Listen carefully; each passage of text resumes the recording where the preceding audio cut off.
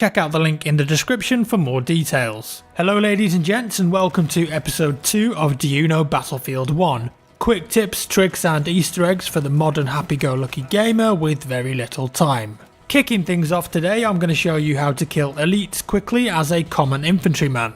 You could just shoot at them, but that takes bloody ages. Instead, why not try this? Elite classes will die in one hit from a melee takedown, sneaky beaky like. Or even better, if you want to keep your distance, use the Assault AT rocket gun. A direct hit will kill all of the elites in one blast from this thing, even the sentry. Another one, K-bullets that the scout class gets. Let's take a quick look. Normally it takes 7 headshots from the SMLE rifle to kill a tank hunter from full health points. That's a lot of headshots. However, switch to K-bullets and crack this guy in the noggin twice and he'll go down like a sweet muffin. K-bullets do a lot more damage to elite units. If you're a scout, make sure you're using them. Do you know that you can fix stationary weapons with the repair wrench? If your favourite field cannon, anti-air gun or such like has been taken a beating and will soon perish, why not switch to support and repair that turret to full health again? This means that you can use it for longer and spit out some more hot damage. And whilst we're on the subject, there's a neat trick you can do with the field cannon.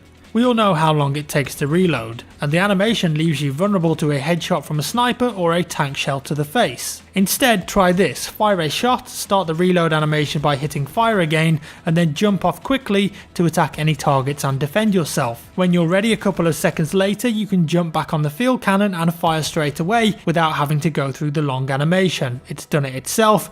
GG easy, I believe is the saying. Next, limpet charges, or lumpy charges as the cool kids call them. This is a support class gadget that when used correctly is super effective at not only destroying vehicles because it sticks to them, but also blowing out walls, ceilings and floors to destroy unsuspecting victims. If you find yourself a little sniper nest, normally these type of buildings on Suez Canal and Sinai Desert, either throw it at an outside wall and wait for some explosive joy, or you can actually go into the room underneath and attach the limpet charge high on the wall. A few seconds later, this will cause a huge explosion, killing anyone in its proximity but also levelling that portion of the building. And whilst the destruction is going on, if there are people in the building, the falling debris will damage them and net you some more kills and points. Give it a go and you'll be Kobeing limpet charges left, right and centre. Incredible fun and a viable tactic. Trust me. On to another deployable explosive now though, the anti-tank mine for the assault class.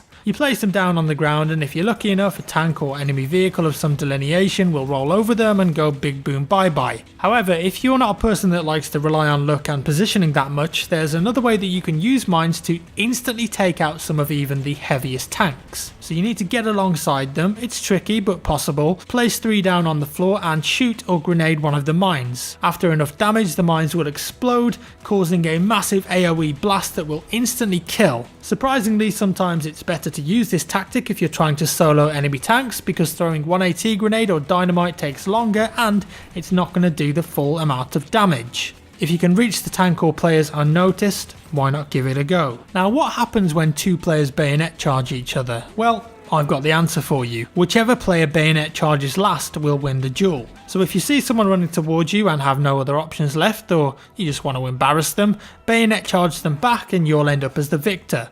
Yay. Another bayonet charge tip before we move on maps like Foul Fortress where there are small bodies of water to cross, if you initiate a bayonet charge just before you run in, you'll actually move across at super speed. Michael Phelps, hit your heart out mate. There's a new competitor in town. It's usually going to be way faster than swimming across. And also if you try and cross waist high water, your character speed will slow down, so instead bayonet charge before you go in and you'll be across that gap in no time at all. Lovely. Do you know that you can switch which side your sword swings from when on a horse? If you press the change camera button, it will actually change the side that your crosshair's on and slightly adjust the angle to accommodate this. Very useful for when enemies are on your left side and you need to quickly change your stance. You don't always have to swipe right and go on the date anymore. Hit the camera button and cut down your enemies with ease. I'm sorry bro, you just weren't a suitable match for each other. A tip for the budding medics out there now: if you see a revive symbol flashing like this, it means that the player is holding the button to skip the revive and go back to the deploy screen. If you notice this, it might be worth moving closer to them to signal that you're nearby and coming in for a revive. Remember that they can see how close you are to them in the death screen, and this might give them incentive to wait for you instead of skipping the revive. Hold on to those tickets and retain your tactical advantage instead. Wait for the medic. A situational tip for tanks now: if you've taken damage and need to repair, perhaps you just won the fight and your tracks are disabled, sometimes it's actually a better and faster option to hop out of the tank and switch to your repair wrench to repair the tank instead. This will get the tank up and moving quicker than holding the repair button when you're inside it. However, of course, there are some risks associated with this, and outside of the tank you become an easy target for snipers and nearby infantry. So try wiggling left and right whilst you're repairing to make yourself a harder target and then hop back in. Try it out instead of using the automatic repair sometimes, it might just save your life and your tank in the process. Check out this little Easter egg on Rush. Every once in a while when a defender activates the objective to send out artillery, it will play the old school Battlefield theme tune that began with BF 1942 in Morse code.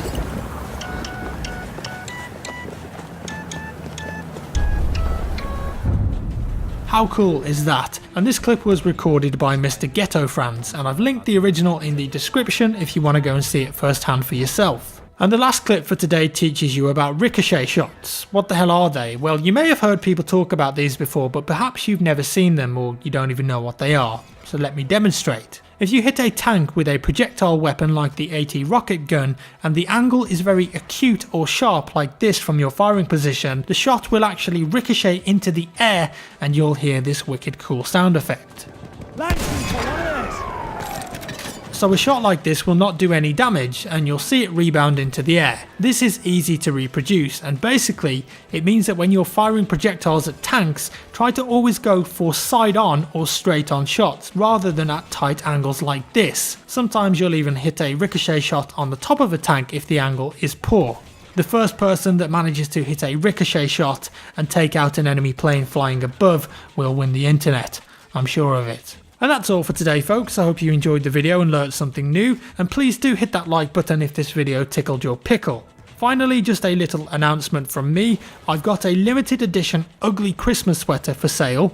Look at that beauty. And if you want to pick one of these up for yourself before Santa pops down the chimney, you can go to the link on the screen now or the one I've linked down below in the description. Wear this and you'll be the envy of all of your colleagues at the Christmas office work party.